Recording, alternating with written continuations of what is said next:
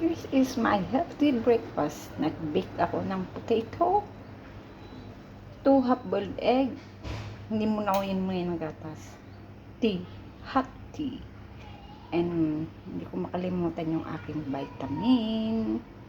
Ito yung aking half-boiled egg. Mainit pa siya, pero iinumin ko na siya kasi wow, yummy, yummy, yummy.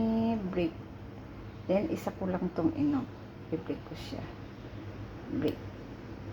Nilagyan ko siya ng kaunting black pepper at saka kaunting light sauce para isa ko na lang siyang inuman.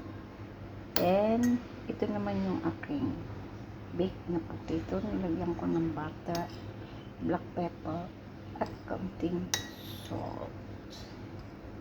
Yummy breakfast. Si Granny tulog pa. Pero naka-prepare na ako ng kanyang Quaker Oats. Lagyan ko naman siya mamaya.